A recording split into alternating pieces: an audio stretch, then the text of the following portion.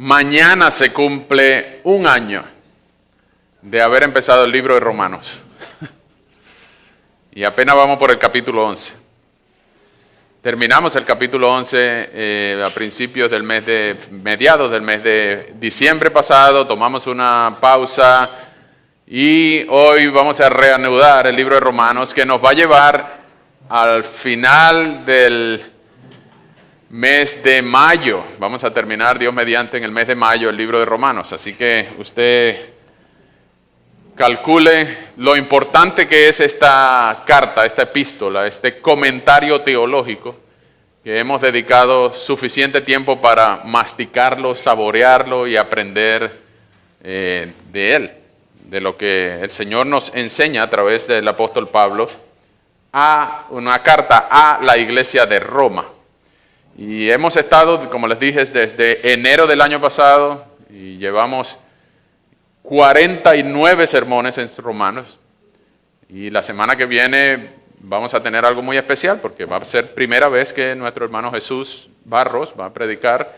Él va a plantar una iglesia y va a comenzar el capítulo 12. Si van a aplaudir, aplaudan después del sermón de él.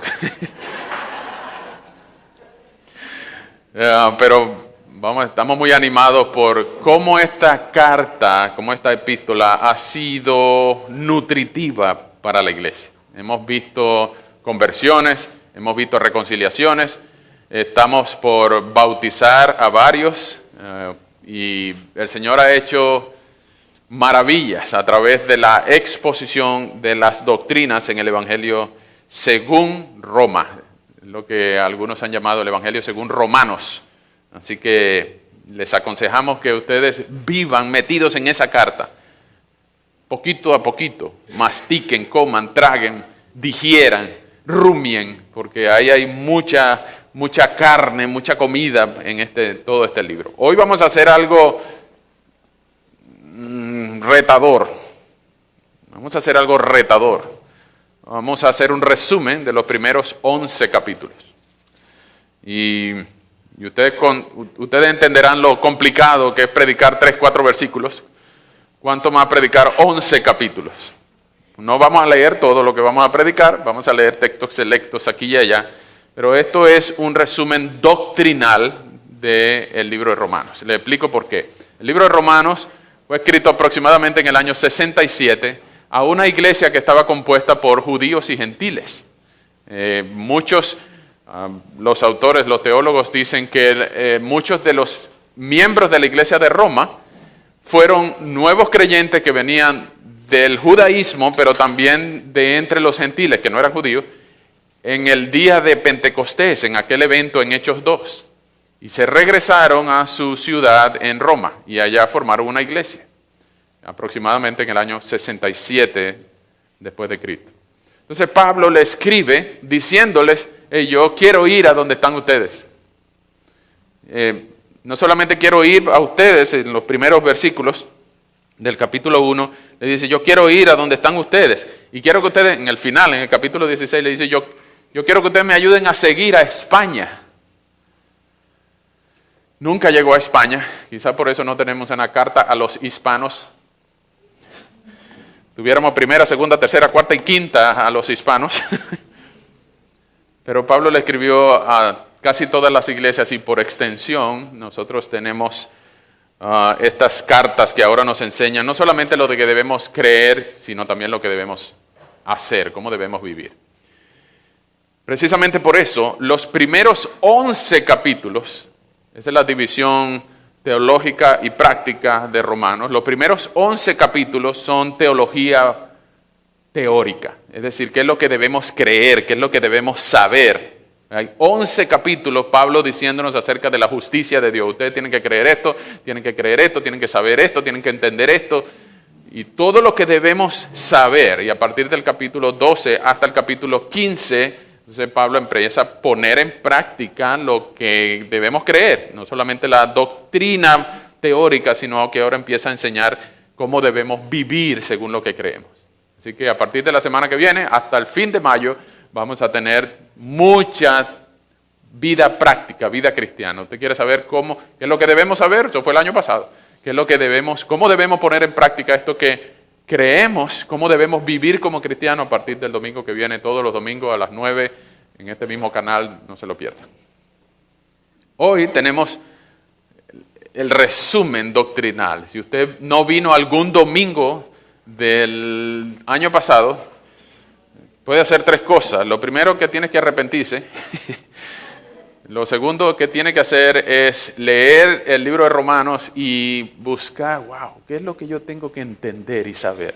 O puede ir a la página web, al canal de YouTube y ver cuál fue el domingo que no vino y cuál es el sermón que usted no supo. Buscar por doctrina aquello que usted duda aún. Yo voy a hacer 5 grandes enunciados. Si usted está tomando nota, voy a hacer 5 grandes enunciados. Y cada enunciado tiene varios subpuntos. Y voy a tratar de repetirlos cada vez que los diga, pero les pido por favor, presten mucha atención a las citas, no tanto lo que yo diga, sino lo que el texto dice. Lo más importante de un sermón siempre es la palabra, la cita, el pasaje a que se hace referencia. Entonces vemos que todo el libro de Romanos se trata acerca de la justicia de Dios, de la justicia que Dios imparte a los seres humanos. Los primeros 3 capítulos, este no es del bosquejo todavía, ya se lo voy a dar, los primeros 3 capítulos son acerca de la depravación de todos los seres humanos. No depravación, porque hay algunos que son más depravados que otros. Usted dirá, no, yo no soy depravado, pero usted debe reconocer que usted es pecador, ¿cierto? Entonces, cuando los primeros 3 capítulos del libro de Romanos hablan de la pecaminosidad, en capítulo 1, primero de los gentiles, capítulo 1 es acerca de la pecaminosidad de los gentiles. Segundo, el capítulo 2 es la pecaminosidad de los judíos. En el capítulo 3 dice, todos pecaron, están destituidos de la gloria de Dios. Entonces, los 3 primeros capítulos tratan acerca de la inhabilitación total de todo ser humano para no poder buscar a Dios sin que Dios intervenga primero. Entonces, no hay justo ni aun uno, dicen los primeros versículos del capítulo 3. No hay quien busque a Dios. No hay nadie bueno. Todos se han descarriado. Todos se han perdido. No hay ni uno solo que sea justo. No hay quien entienda. No hay quien busque a Dios. Todos se desviaron a una, se han corrompido. No hay quien haga lo bueno. No hay ni siquiera uno. Y usted dirá, pero yo no soy tan malo. Ese es el punto de Romanos, que la justicia de Dios exige perfección. Dios no se conforma con el 99.9% de justicia. Dios exige perfección. Y a pesar de que tú hayas hecho 600,000 obras buenas entre tu nacimiento y el día de hoy, la perfección de Dios exige que tú al menos no hayas pecado ni una sola vez entre tu nacimiento, y no hoy, sino en el día de tu muerte. Entre tu nacimiento y tu muerte, tú pecaste una sola vez y eres digno del infierno eterno. Y tú dirás, pero eso es injusto. Romanos 9:14 dice, ¿hay injusticia en Dios? De ninguna manera. Es Dios quien pone las reglas, no tú ni yo. Y este mundo lo creó Él. Y Él es el que pone las reglas. No solamente si cometes un solo pecado entre tu nacimiento y tu muerte, sino que ya por nacer, naces de un papá que fue hijo, que fue hijo, que fue hijo, que fue hijo de Adán y Eva, que fueron los primeros pecadores. Nada más por nacer, por ser concebidos, ya llevamos en nosotros lo que el texto llama naturaleza pecaminosa. Así que en los primeros 3 capítulos, 1, 2, 3, el hombre, el ser humano, sea lo que sea de la religión que sea, está inhabilitado totalmente por el pecado para buscar a Dios sin la intervención de Dios. Así que cuando ustedes le digan libre albedrío, díganle, el libre albedrío no es libre. El libre albedrío es un esclavo, como decía Spurgeon en uno de sus sermones. Lutero también hablaba de la esclavitud de la voluntad. Es decir, que no somos libres para escoger a Dios sin que Él intervenga primero, porque todas nuestras acciones y todos nuestros sentimientos están contaminados por el pecado que habita en nosotros. Sí, tenemos libertad, somos libres, libre albedrío. Tenemos libre albedrío para comer hot dog, para comer perro caliente o para comer arroz con habichuela. Tenemos libertad para preferir vestirnos de azul o vestirnos de verde. Tenemos libertad y el consejo de nuestra conciencia para estudiar medicina o estudiar ingeniería. Tenemos el consejo de nuestra razón para entender cómo funciona el mundo. Y el libre albedrío, si se refiere a la capacidad de tomar decisiones solo bajo el consejo de nuestro raciocinio, está bien, somos libres porque los animales no tienen eso. Somos seres racionales. Pero espiritualmente, sin Cristo, estamos muertos. Muertos. Y no es que Dios nos zumba un salvavidas para ver si nosotros queremos agarrarlo. No. Es que no nos estamos hundiendo, no nos estamos ahogando. Estamos enterrados en lo profundo del mar y nuestros huesos están deshechos y todas nuestras partículas orgánicas están regados en el océano. Entonces no vamos a hacer nada con un salvavidas. Necesitamos un acto de regeneración. Y que Dios forme de nosotros otra vez y sople su espíritu para poder recobrar vida. No tenemos ese libre albedrío que algunos llaman. El libre albedrío no es salvífico. El libre albedrío no es libre. Esos son los 3 primeros capítulos. Los capítulos 4 y 5 hablan de la justificación por la fe sola. El ejemplo de Abraham, que fue justificado por la fe y le fue contado como justicia. Luego en el 6, 7 y 8 son un trío de pasajes que hablan de la vida cristiana, de las verdades de la vida cristiana. Ya lo vamos a ver un poco más en detalle. Las verdades de la vida cristiana, cuando en el 6 nos habla de lo que la ley producía y de lo que ahora la gracia produce en nosotros. En el capítulo 7 se nos dice, Pablo se sienta en el diván del psicólogo, él mismo, y empieza a decir, bueno, pero es que yo quiero esto, pero eso es malo. No quiero esto, pero eso es bueno. Entonces yo no debería hacer lo malo, yo quisiera hacer lo bueno, pero yo quiero hacer lo malo, me gusta lo malo. Miserable de mí, dice él. Miserable de mí. ¿Quién me librará de este cuerpo de muerte? Es una lucha que no solamente Pablo, sino yo también. Y yo creo que tú también. Tenemos en la vida todos los días. Uy, esto me provoca, pero huele feo. A Dios no le gusta. Entonces, si a Dios no le gusta, yo debo darle la espalda a eso porque yo consagré mi vida al Cristo que me salvó. Debo darle la espalda al pecado. Y al mismo tiempo, esta cosa que glorifica a Dios, como que no me atrae mucho, no me gusta. Pero si eso glorifica a Dios, Jesús mismo dijo, niégate a ti mismo, toma tu cruz y sígueme. Entonces esa es la lucha del capítulo 7 y se ve coronada por las verdades del capítulo 8 cuando Pablo empieza a decir, Dios es bueno. Dios ha conquistado para nosotros todas las bendiciones, todas las promesas de Dios son sí y amén en Cristo. Y esas verdades, la vida en el Espíritu, esa que nos permite estar seguros de que las promesas de Dios son seguras. Y dice, ¿quién nos separará del amor de Dios? Ni la vida, ni la muerte, ni ángeles, ni potestades, ni peligro de muerte, ni desnudez, ni nada de lo creado nos podrá separar del amor de Dios en Cristo Jesús. Estamos seguros. Todos los que estamos en Cristo, estamos seguros. ¿Por qué? 8.1. No hay condenación para los que están en Cristo Jesús. No hay condenación. No puede haber condenación porque Cristo nos liberó del poder del pecado.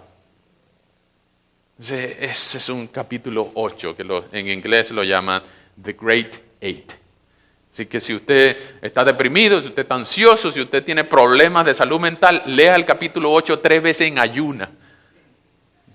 Y eso se le quita. Vivan devocionalmente en el capítulo 8, especialmente la segunda mitad. Vivan, lean, consuman, traguen el capítulo 8 de Romanos. Y entiendan que Dios te ama. Si tú estás en Cristo, Dios no está contra ti. ¿Quién puede contra nosotros si Dios está contra nosotros? Si Dios mismo no escatimó ni a su propio Hijo, ¿cómo no nos dará también todas las cosas? Y eso no es el Ferrari y la troca roja que tú quieres. Eso es todas las cosas para la vida y la piedad. Es imposible ser cristiano sin la ayuda del Espíritu de Dios. Porque ¿qué hemos de pedir? Dice ahí, ¿qué hemos de pedir? No sabemos. Pero Él nos ayuda con gemidos indecibles. Cada vez que tú oras a Dios pidiéndole algo que no te conviene, el Espíritu le traduce al Padre lo que a ti te conviene. Entonces te conviene a ti leer el capítulo 8 y vivir ahí. Y luego el último trío de esta sección doctrinal, capítulos 9, 10 y 11, son una demostración de la gracia soberana de Dios. En el capítulo 9 se demuestra la doctrina de la predestinación o de la elección o de la doctrina de la gracia soberana en la salvación de los judíos y de los gentiles. En otras palabras, Dios salva a quien quiera, como quiera. Para los que no lo sabían, Cristo no murió por todos los seres humanos. Cristo pagó con creces los pecados de todos los de su pueblo, los que creen en Él, los que Cristo llamó a ser suyos, los que en el capítulo 8, versículo 28, empieza en el 29, a los que antes conoció, también los predestinó para que sean hechos conforme a la imagen de su Hijo, para que Él sea el primogénito entre muchos hermanos. Y a esos que predestinó, también llamó. Y a los que llamó, también justificó. Y a los que justificó, también glorificó. Y algunas personas piensan, pero bueno, si Dios me conoció, bueno, Él también me predestinó antes de la fundación del mundo. Y si me predestinó, bueno, en algún momento también me va a llamar. Y como me llamó así, entonces Él me justificó cuando Cristo murió en la cruz. Pero eso de que también me glorificó, no significa cuando yo entre al cielo. Exactamente. Pero yo todavía no he entrado al cielo, todavía ando por aquí vivito y manejando.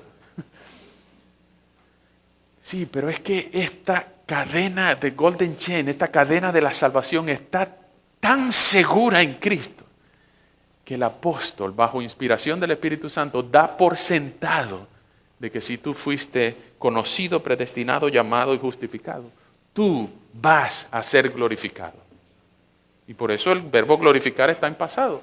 Si tú estás en Cristo, no hay nada, y eso es lo que sigue en los versículos finales del capítulo 8, no hay nada que te pueda separar del amor de Dios. Mira, ni el mismo diablo que se antoje de ti puede sacarte. En inglés el verbo es pluck. Pluck es lo que hacen cuando despluman una gallina, cuando le quitan la pluma a una gallina, están unplucking. Porque nadie de la mano de Cristo, ni el mismísimo diablo y todos los poderes del infierno puede sacarnos de la mano de Cristo. ¿No te da seguridad eso? ¡Wow! Y luego en el capítulo 10 y 11 se cierra magistralmente esta parte teórica diciendo que no solamente los creyentes gentiles, sino también los de la promesa, los hijos de la promesa a Abraham, ellos también vendrán y creerán. En otras palabras, ninguno de los que Dios predestinó se va a perder. Pregunta, antes de seguir. ¿Cómo sabes tú que eres predestinado? ¿Cómo sabes tú que eres uno de los hijos elegidos de Dios? La única respuesta posible es, si tú amas a Cristo, tú eres uno de los hijos de Dios. Si tú no amas a Cristo, no hay salvación para ti. Entonces tú amas a Cristo. Yo puedo responder esa pregunta quizá como muchos aquí. Sí, hermano, yo amo a Cristo, pero yo necesito ayuda. Exacto. Porque si tú te crees perfecto diciendo, sí, yo amo a Cristo, es más, ya ni peco. Yo creo que tú no has entendido tu necesidad de santificación, tu ayuda. Tú necesitas ayuda, no solamente para ser salvo, sino para seguir siendo santificado. Por eso tenemos hermanos y hermanas que nos ayudan a seguir siendo cristianos mañana. Entonces no te creas superpoderoso, no te creas perfecto. Confiesa tu debilidad. Y sí, yo necesito ayuda. Yo necesito otros hombres que estén pendientes de mí y de vez en cuando me hagan preguntas difíciles. Las mujeres necesitan otras damas, mujeres, jóvenes, mayores, que le pregunte de vez en cuando preguntas difíciles. Y debe ser un saludo común entre nosotros. ¿Tú te estás deleitando en Cristo? ¿Tú te estás deleitando en Cristo? ¿O es una lucha para ti amar al Señor? ¿Es un gozo vivir para Cristo? ¿O tú tienes que arrastrarte y luchas por servir a Cristo? Así que si tú amas a Cristo, ten la plena seguridad en que el Espíritu de Dios está dentro de ti, porque no podemos llamar a Cristo Señor si no es por el Espíritu de Dios. Ese es más o menos el resumen doctrinal. Déjenme darle un bosquejo, para que ustedes se lleven de aquí un bosquejo. El primer punto, recuerden, el tema general del libro es la justicia de Dios. El primer punto es la justicia de Dios, siempre la justicia de Dios. La justicia de Dios revelada en el Evangelio. La justicia de Dios revelada en el Evangelio. Vengan conmigo al capítulo 1.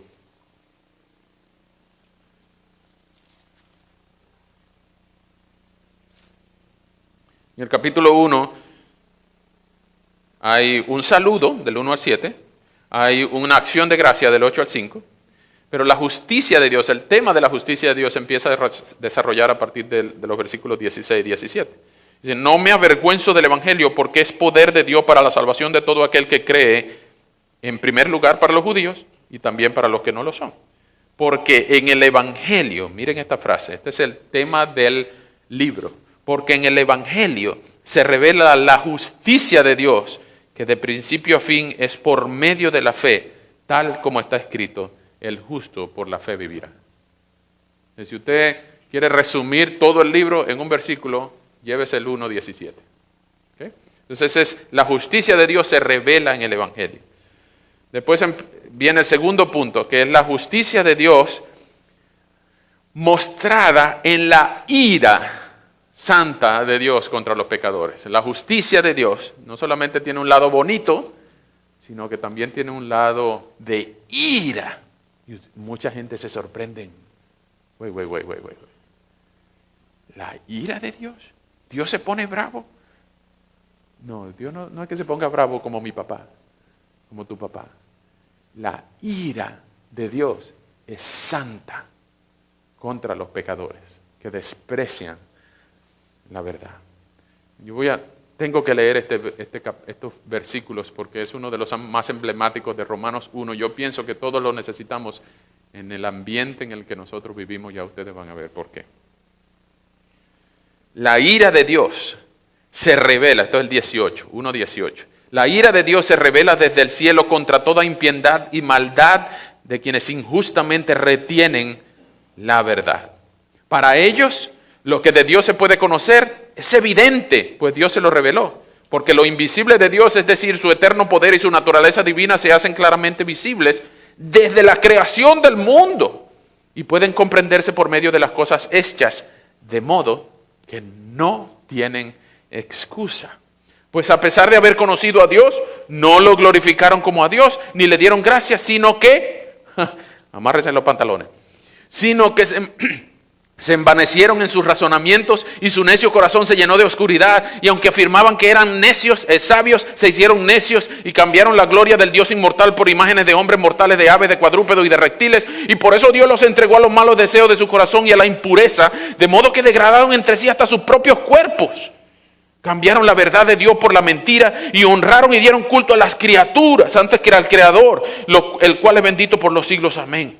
Y por esto Dios los entregó a pasiones vergonzosas y hasta sus mujeres cambiaron las relaciones naturales por las que van en contra de la naturaleza. Y de la misma manera los hombres dejaron las relaciones naturales con las mujeres y se incendiaron en su lascivia unos con otros. Cometieron hechos vergonzosos, hombres con hombres, y recibieron en sí mismos la retribución que merecía su perversión.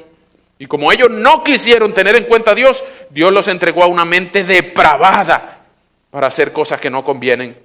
Ellos están atiborrados de toda clase de injusticia, inmoralidad sexual, perversidad, avaricia, maldad, llenos de envidia, homicidios, contiendas, engaños y malignidades. Ellos son murmuradores, detractores, aborrecedores de Dios, injuriosos, soberbios, altivos, inventores de males, desobedientes a los padres, necios, desleales, insensibles, implacables, misericordias.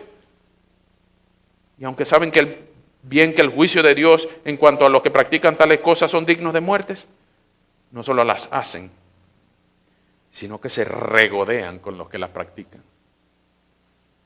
Vaya cadenita. Es la perversión del hombre a lo que Dios le trae una ira santa. Es una ira que Dios puede controlar. No es como nosotros que a veces nos airamos y tienen que advertirnos, ya, aírense, pero acuérdense de no pecar. No, Dios no puede pecar. Dios se aira con justicia.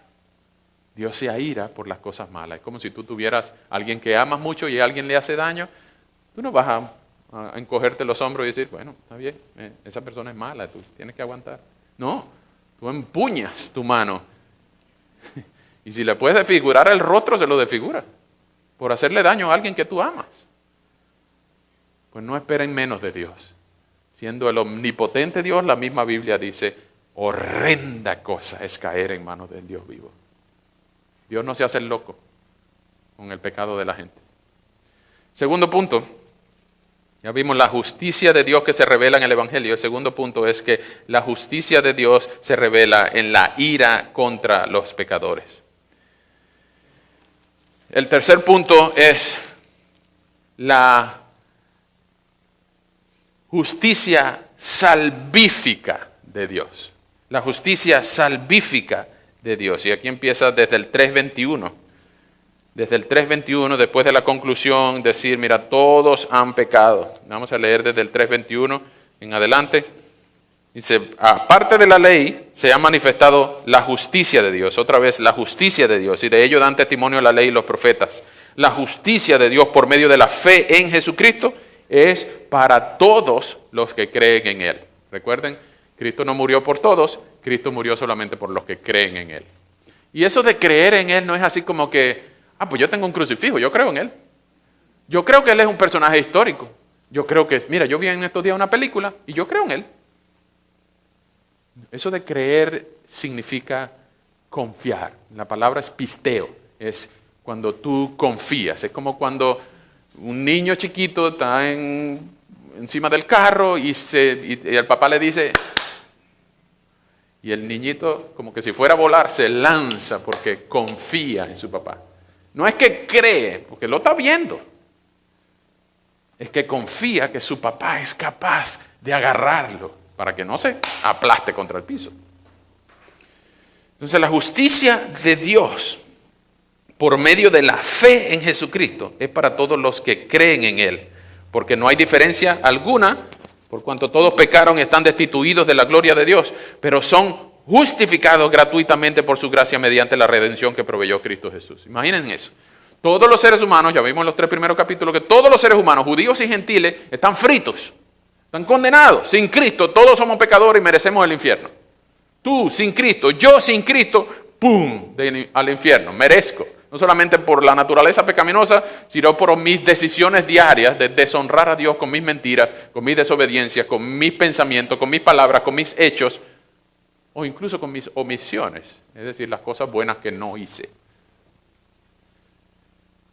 Pero por cuanto todos pecaron y están destituidos de la gloria de Dios, pero son justificados gratuitamente por su gracia, mediante la redención que proveyó Cristo Jesús. ¿Qué significa la palabra justificación? Justificación en la Biblia es un término legal, es un decreto con el martillo de Dios, con el martillo cósmico, ¡pum!, como la doctora Apolo, que dice, caso cerrado, Alejandro está justificado. Él no es que sea inocente, él ha cometido muchos sinvergüenzuras. No es que sea inocente, no es que nunca ha cometido nada, no, es que es hecho justo porque alguien pagó su fianza. No soy inocente, soy justificado. ¿Qué significa justificado? Que soy recipiente de la justicia perfecta de Cristo. Porque cuando yo confié en Él, yo le di mi pecado y Él me dio su perfección. Mis buenas obras no servían para ir al cielo. Aunque yo pensaba que era bueno. Yo creo que soy, perdónenme la arrogancia, yo creo que yo no es que no soy tan malo, es que yo creo que soy más bueno que malo. Yo creo que yo soy más mejor que peor. Yo creo que usted también cree eso de usted, porque usted está aquí. Si usted pensara que usted es más malo que bueno, usted no estuviera aquí. Usted estuviera robando, usted estuviera matando, usted estuviera haciendo cualquier cosa mala. Pero porque usted se cree bueno, es que usted está aquí. Pero no sirven las obras buenas, ni por mucho que inclinen la balanza a favor de las buenas, si tú al menos tienes, con haber nacido, con haber sido concebido de 2 hijos de Adán y Eva, ya mereces el infierno. Entonces necesitamos una justicia y todos pecaron, entre ellos tú y yo, y estamos destituidos, quitados de la gloria de Dios. Pero podemos ser justificados gratuitamente. No tienes que pagar para esto. Y mucha gente no entiende el Evangelio, cómo es que es gratis.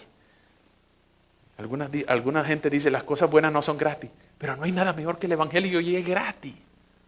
Somos justificados gratuitamente por la gracia de Dios mediante la redención que proveyó Cristo. ¿Usted entiende eso? ¿Usted entiende que usted no se podía salvar y Cristo proveyó todos los medios posibles para tu justificación? Y que si tú crees, confías que Cristo pagó por tus pecados y te arrepientes de ellos y pides perdón por tus pecados y te apartas, si tú confías en que Él te sustituyó, que Él es tu sustituto, que Él es tu vicario, si tú confías que Él hizo lo necesario para pagar tu fianza, si tú confías, la palabra dice que si tú confías, el Señor te salva. Es difícil entender eso. Yo no creo que nadie pueda decir, pues yo no entiendo el Evangelio, después de habérselo explicado con manzanitas.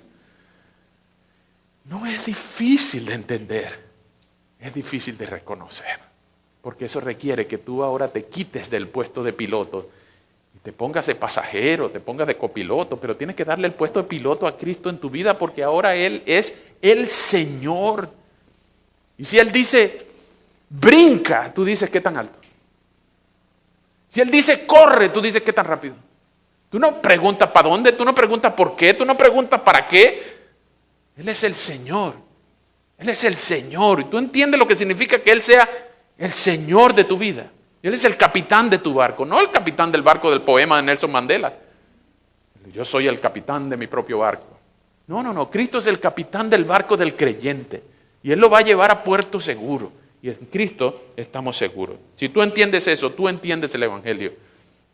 Y si tú entiendes el Evangelio, solo te resta arrepentirte de tu pecado y pedir perdón por tu pecado y misericordia por tu alma.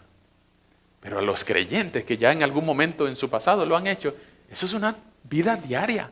Es una vida diaria. El control soberano del Espíritu de Dios es una lucha. En nosotros, Pablo dice en el capítulo 7, la carne no colabora.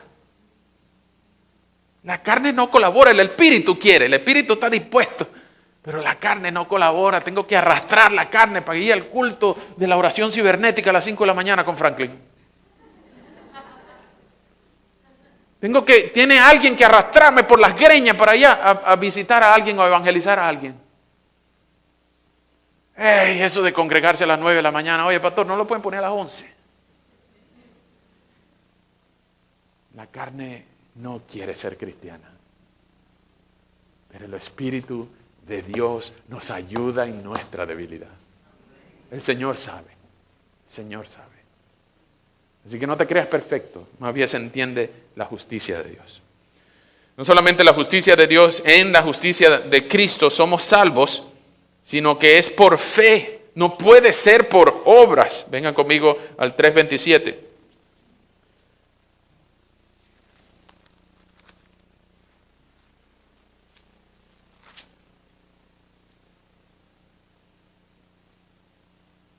Entonces, ¿dónde está la jactancia? Queda excluida. ¿Por cuál ley? ¿Por la de las obras? No, sino por la ley de la fe. Por lo tanto, llegamos a la conclusión a la conclusión de que el hombre es justificado por la fe sin las obras de la ley. Así que cuando sus amigos católicos le digan, tienes que portarte bien para ganarte el cielo, o canten esa cancioncita y dicen, ¿por qué se fue? ¿Por qué murió? Porque el Señor me la quitó. Se ha ido al cielo. Y para poder ir yo, tengo que ser bueno para estar con mi amor. Qué bella la canción. Es bella, pero está equivocada. Cada vez que usted le digan, tiene que portarte bien para ir al cielo, dígale, sí, la salvación es por obras, pero no por las obras mías, sino por las obras perfectas de Cristo. ¿Por cuál fe? ¿Por cuál ley? ¿Por la de las obras? No, por la ley de la fe. Por lo tanto, llegamos a la conclusión de que el hombre es justificado por la fe sin las obras de la ley. Hermanos, el hombre y la mujer es justificado por la fe sin las obras de la ley. ¿Eso quiere decir que podemos portarnos mal? No, porque el que confía en Cristo, vive para Cristo. Es el capítulo 6. Vengan rápido conmigo. En el capítulo 6 inicia diciendo, entonces, ¿qué diremos? ¿Seguiremos pecando para que la gracia abunde? ¿Seguiremos pecando para que la gracia abunde? Dice Pablo, el negativo más fuerte en el idioma original, de ninguna manera, ni se te ocurra, que Dios no lo permita.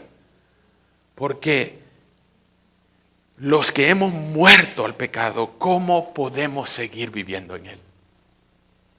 Tú no puedes deleitarte en aquello que clavó a tu Señor en la cruz. ¿No entiendes? Tú no puedes deleitarte en aquello que clavó a tu Señor en la cruz, el que pagó por ti. Eso sería como alguien que pague tu fianza y tú le digas, gracias. Y después vas a hacer lo mismo que seguías haciendo, por lo cual Él pagó. La justicia de Dios por la fe es para los judíos y para los gentiles. Luego dan el ejemplo de Abraham en el capítulo 4 entero. Y luego viene el punto número 4. La justicia de Dios, que es por fe, nos trae esperanza como resultado. Repito, la justicia de Dios, que es por fe, nos trae esperanza como resultado.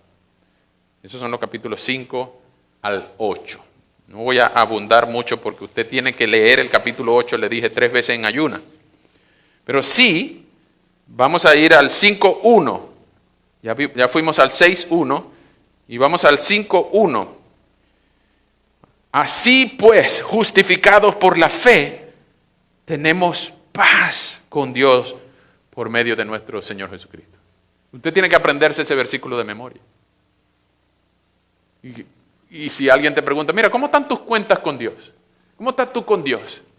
Y tú puedes decirle, estoy bien, tengo paz, gloria a Dios. ¿Por qué?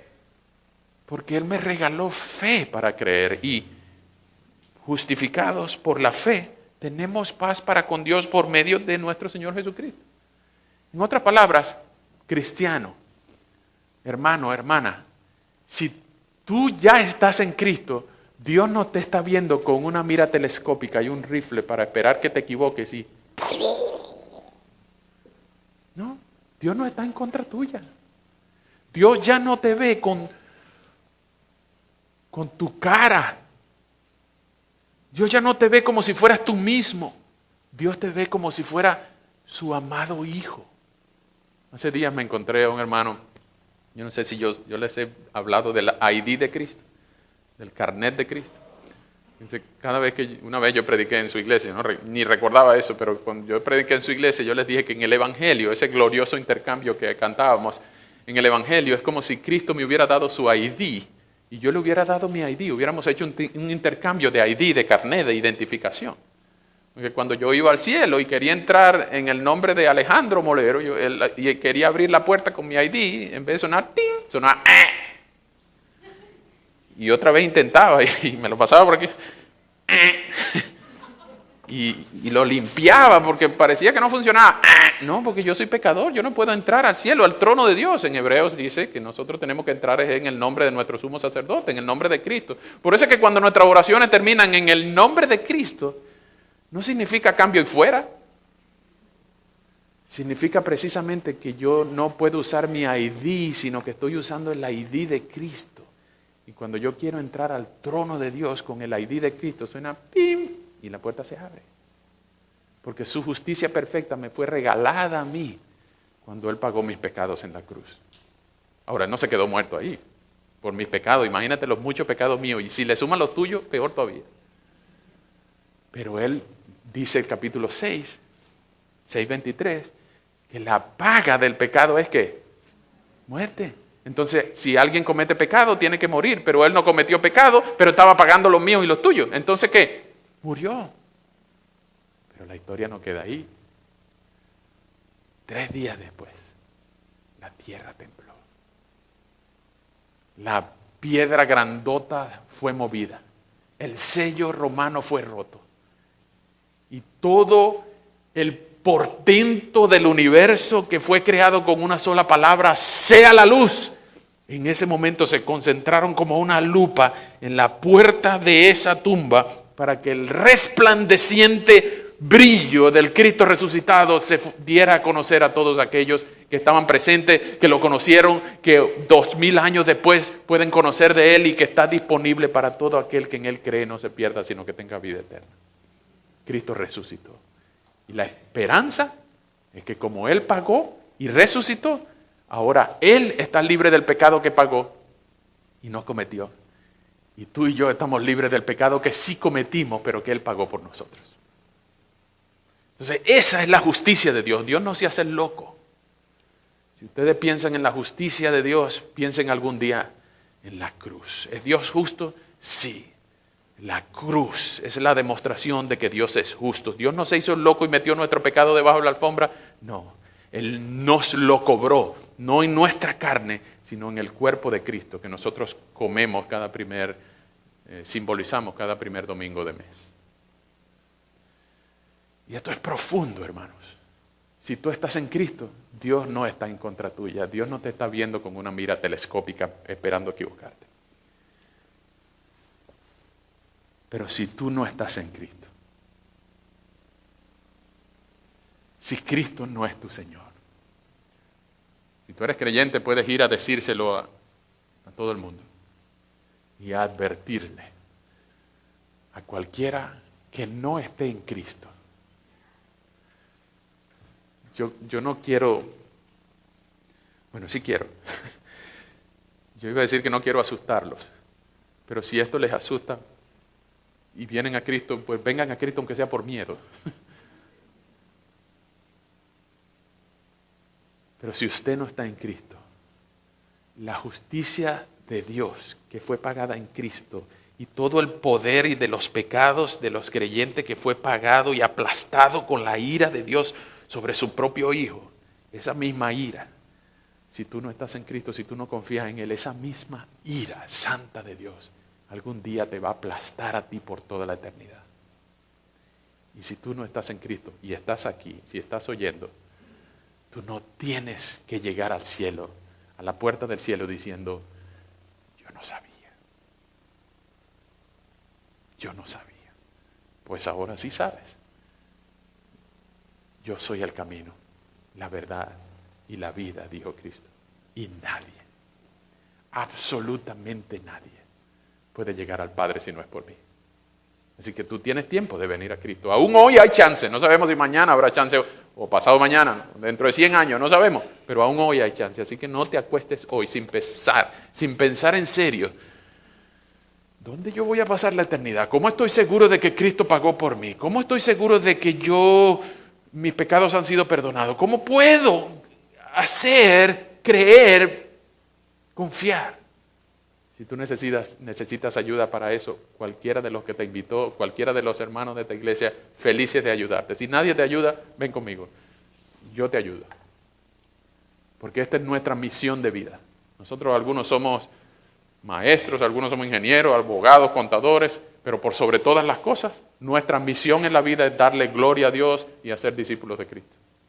Nosotros somos contadores, abogados, médicos y maestros porque hay gente en esos lugares que necesita el Evangelio de Cristo.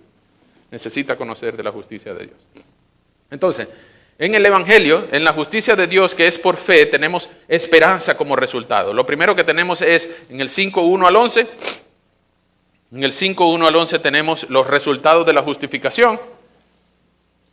Somos justificados, pues, justificados por la fe, tenemos paz con Dios por medio de nuestro Señor Jesucristo, por quien tenemos también por la fe acceso a esta gracia en la cual estamos firmes y nos regocijamos en la esperanza de la gloria de Dios. Y no solo esto, sino que también nos regocijamos en los sufrimientos, porque sabemos que los sufrimientos producen resistencia, la resistencia produce un carácter aprobado y el carácter aprobado produce esperanza. Y esta esperanza no nos defrauda, porque Dios ha derramado su amor en nuestro corazón por el Espíritu Santo que nos ha dado. Y presten mucha atención porque aquí viene una de las más explícitas exposiciones del Evangelio en el libro de Romanos.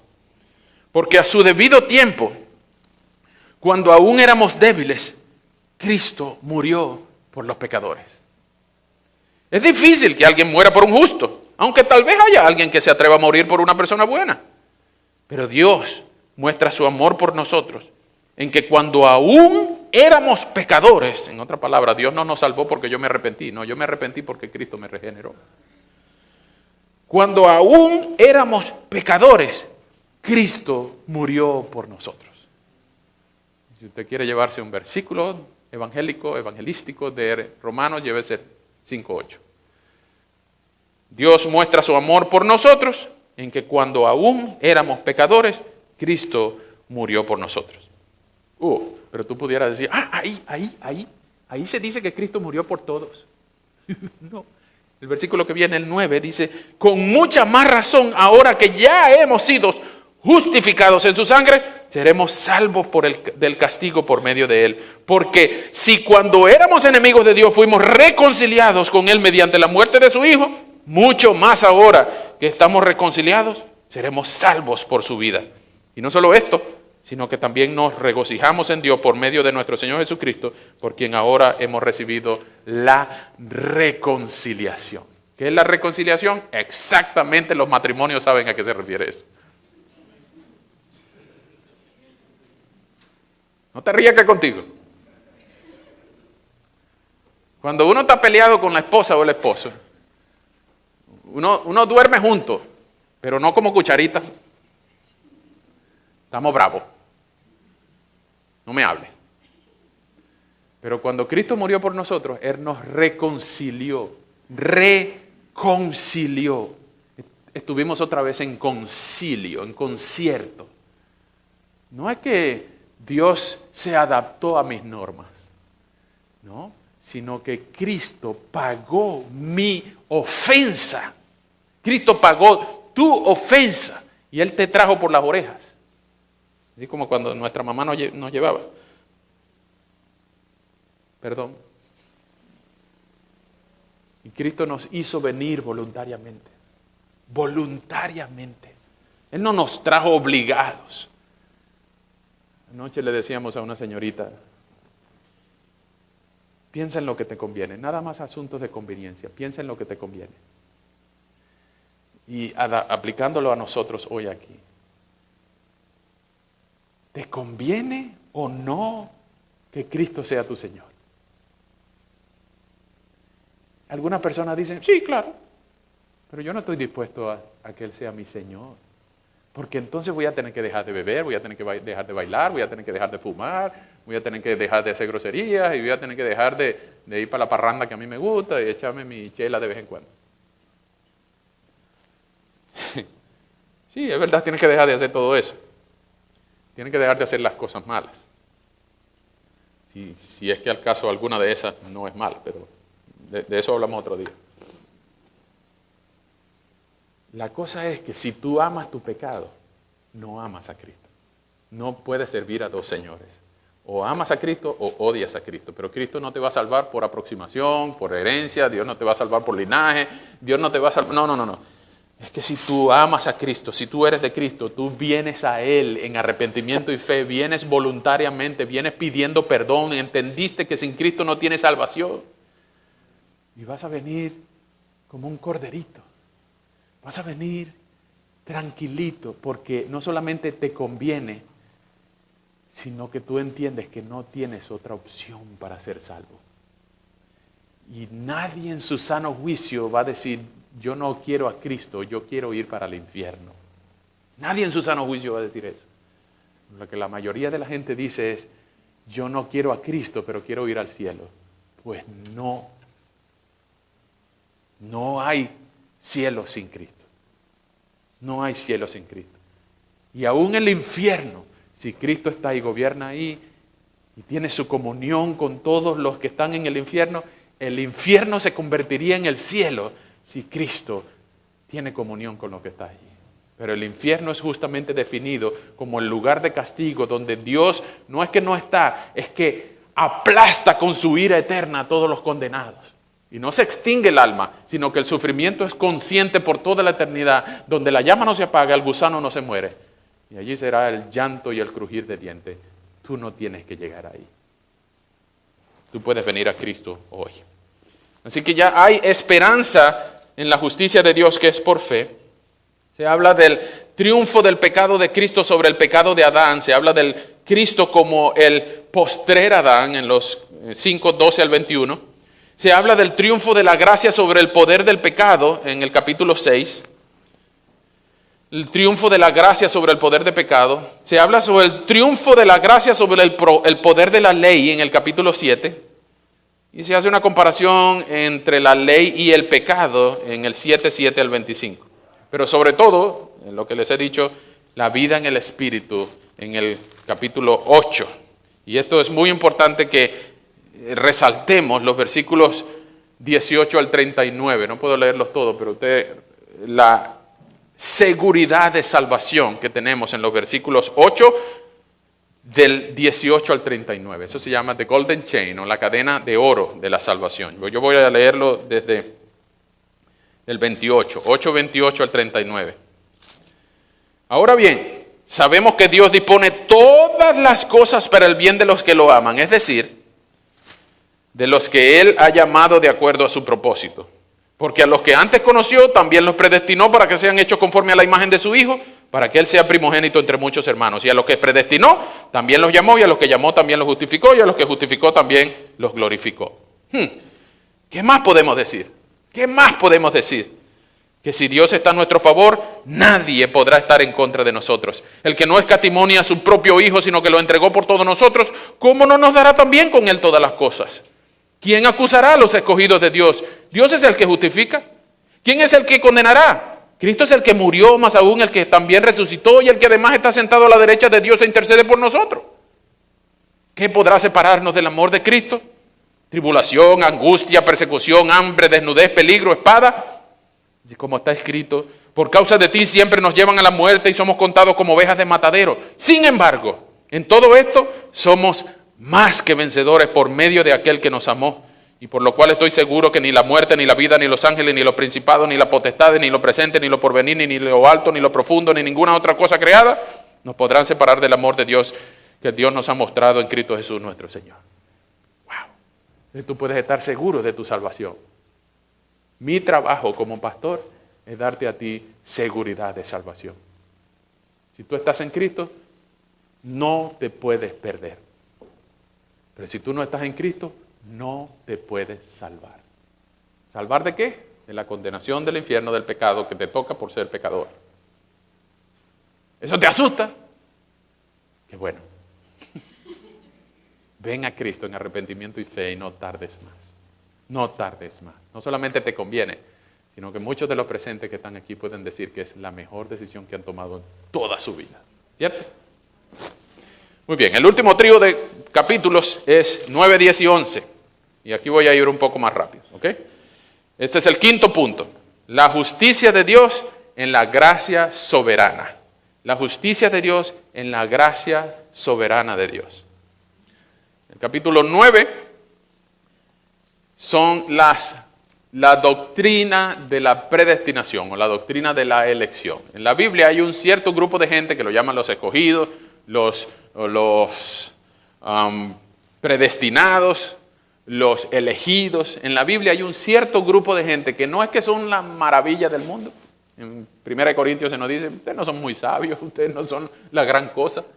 Es para que el poder de Dios se manifieste en ustedes. Igual, exactamente igual en la elección del pueblo de Israel en el Antiguo Testamento. No es que ustedes sean los más numerosos, no es que ustedes sean el pueblo más religioso, más santo, más bonito. Es para que el poder de Dios se manifieste a través de ustedes. Exactamente lo mismo. Dios escogió al pueblo de Israel en el Antiguo Testamento, así como escogió a todos los elegidos, incluyendo algunos de los del pueblo de Israel, no por gentilicio, sino porque son descendientes de Abraham a través de Isaac. ¿Okay? Entonces, en la Biblia, este grupo de elegidos, predestinados, escogidos, son aquellos que son hijos de Abraham a través de la promesa, pero son aquellos que creen en el Mesías. Antes de Cristo, los que creían en el Mesías que iba a venir son los escogidos, que vienen a integrar el pueblo espiritual de Dios.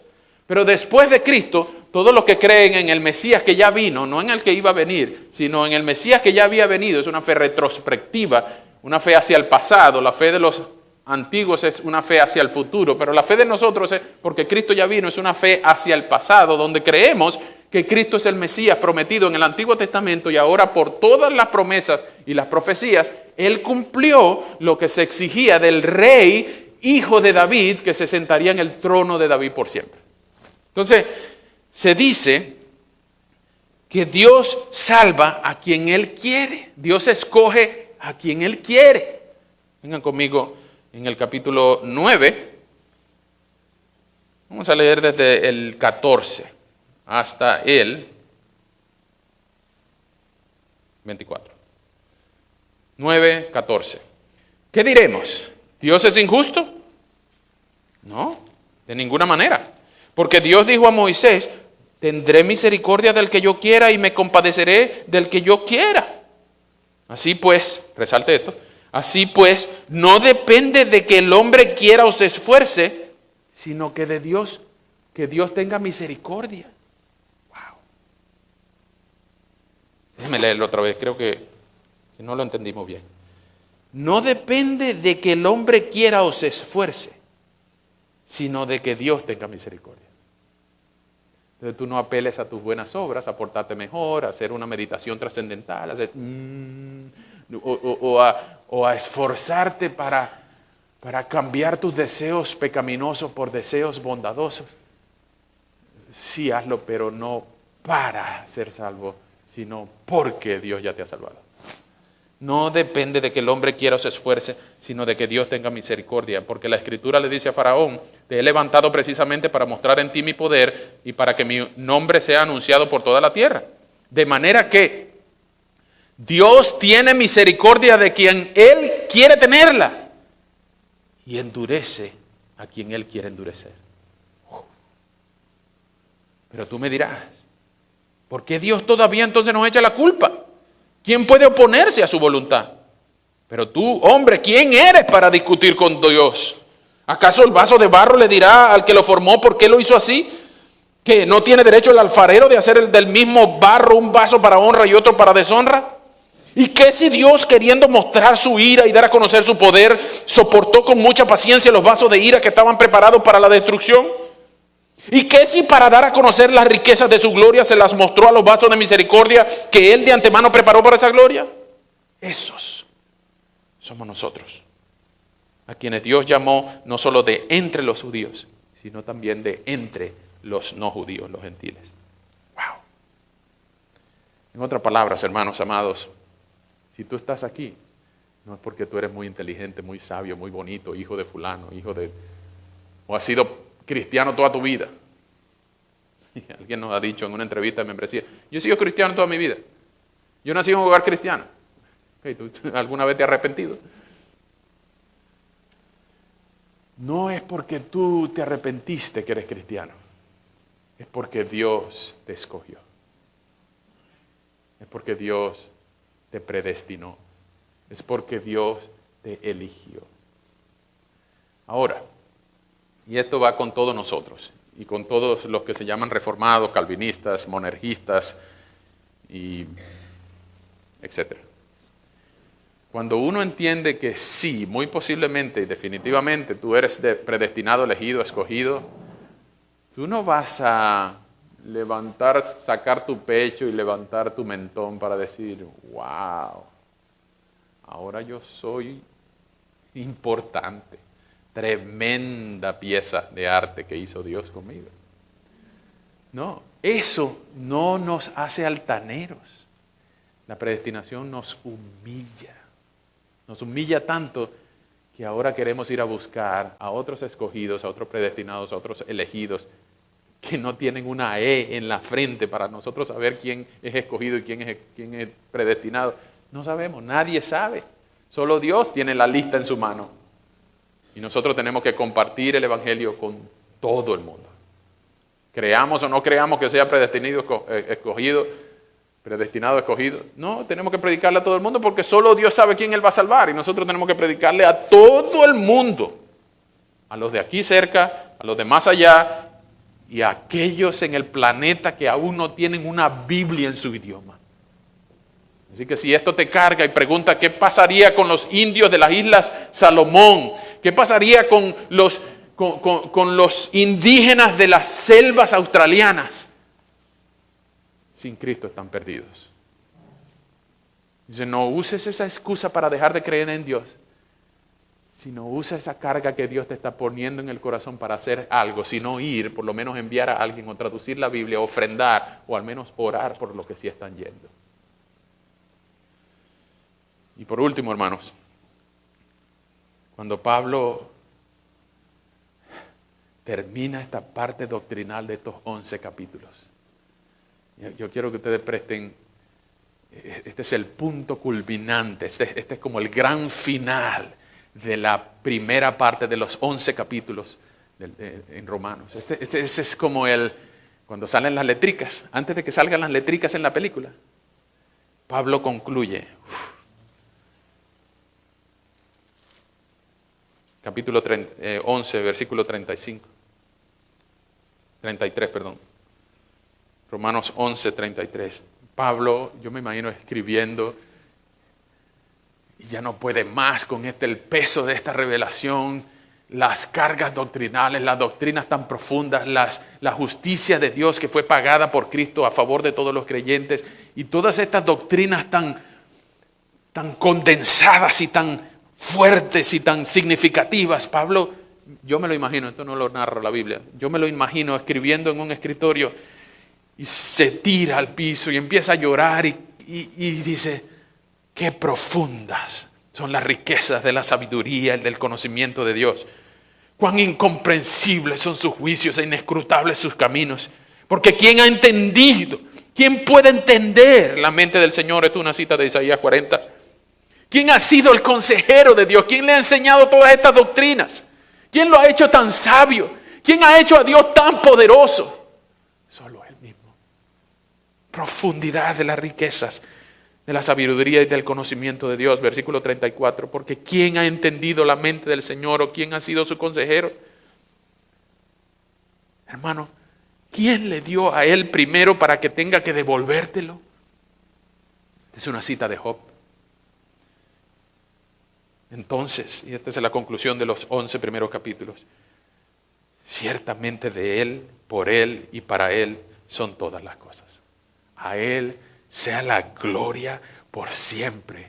Amén. Fin del primer capítulo de Romanos, perdón, de la primera parte de 11 capítulos. Ahora viene la parte práctica. Vengan la semana que viene hasta el mes de mayo, vengan todos los domingos y aprendamos a vivir por estas muchas doctrinas que están en los primeros 11 capítulos. Mientras tanto, acostumbre usted a tener una actitud de sorpresa, permítame decir esto, aunque suene feo y después se lo explico. Aprenda usted a ser un boca abierta. Ser un boca abierta no es ser un bobo. En lenguaje teológico, ser un boca abierta es estar sorprendido con la grandeza y la majestad de Dios. Yo creo que cuando estemos en el cielo vamos a vivir con la boca abierta. Porque vamos a ver Dios, dice Hebreos 3, vamos a verlo tal cual es. Y tu quijada, la quijada de abajo, no va a aguantar tanta grandeza, tanta pureza, tanta sorpresa, tanta ¡wow! Mientras tanto, acostúmbrate a vivir diciendo qué profundas son las riquezas de la sabiduría y del conocimiento de Dios, cuán incomprensibles son sus juicios, inescrutables sus caminos. Ciertamente, ríndete, ciertamente de Él, por Él y para Él son todas las cosas, incluyendo tu alma, incluyendo tu vida, tu familia, tus posiciones, tus bendiciones, tu tiempo de vida, tu nacimiento, tu muerte, tu creatividad, tu dinero, tu carro, tu casa, tu hijo, tu esposa, tu tío, tu tía, tu primo, toda tu familia, toda tu creatividad, tu empresa, tu trabajo. Todas las cosas son de Él, por Él y para Él. Este es el resumen doctrinal de Romanos. Y nos habla de un Dios infinitamente grande y poderoso. ¿Tú crees en Él? ¿Tú crees en Él? ¿Tú crees en Él? Gracias, Señor. Gracias te damos. Porque hay un grupo de gente acá que cree en ti, confía en ti, te ama y te necesita. Gracias, Señor, por aquellos que has predestinado, escogido, seleccionado de entre el mundo para ser los santos tuyos, escogidos, exclusivos para ti. Gracias, Señor, porque la fe en Cristo nos ayuda, nos garantiza que podemos estar en comunión contigo, pues justificados mediante la fe en Cristo, hemos sido justificados. Hemos sido justificados. Y no tenemos guerra contigo, y tú no estás en contra nuestra, sino que tenemos paz contigo. Señor, gracias por estos 11 versículos, estos primeros 11 capítulos de Romanos que nos enseña mucha de la teología que deberíamos saber. Ayúdanos a vivir leyendo, preguntando, reflexionando, meditando. Ayúdanos, Señor, en el medio de nuestras ocupaciones de cada semana, de cada día. Ayúdanos, Señor, a sorprendernos en cada momento y reconocer que en todos nuestros días, ciertamente, todas las cosas son tuyas, son para ti y son por ti. Te amamos, Señor, y te necesitamos. Tú eres nuestro mayor tesoro y nuestra mayor esperanza. A ti la gloria y el honor, en el nombre de Jesús. Amén. Señor les bendiga, hermanos.